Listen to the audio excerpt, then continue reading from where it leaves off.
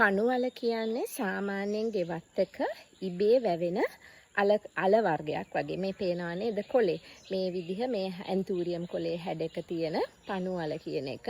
ඇත්තටම මේක ටිකක් ඉන්වේසිව් වගේ. ඒ කියන්නේ ආක්‍රමණශීලී විදිහට වැවෙන එකක්.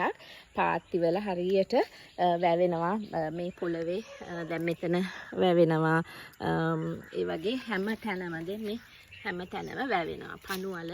මේක දැන් මේ පණුවල ඉතින් අපිට ගලවන්න ඕනි. ගලවනකොට මෙන්න මෙහෙම කැඩෙන වෙලාවල් වැඩි. ඇත්තටම මේ විදිහට ඒ කියන්නේ අලේ ඉතුරු වෙනවා.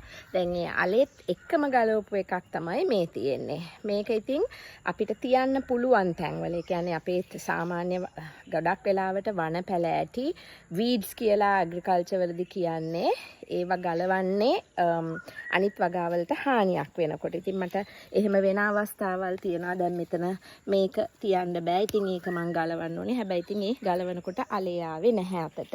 පණුවල මං හිතන්නේ කන කතාවක් තිබ්බා, විස කතාවක් තිබ්බා. මං ඒක ගැන දන්නේ නැහැ. මම මේ කියාසම දැන් මෙන්න මේ පණුවලේ අපි මෙතන තියනවා. මේක මෙතන තියන්න හේතුව මොකද මේ ඒක අපිට කරදරයක් නැහැ.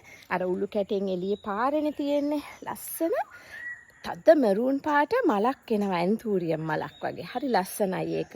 ඒ නිසා අපි තියන්න පුළුවන් තැන්වල අපි තියනවා. අනිත් තැන්වල අපි මෙහෙම ගලවලා අයින් කරනවා. අලෙත් එක ගැලෙව්වොත් තමයි සාර්ථක වෙන්නේ.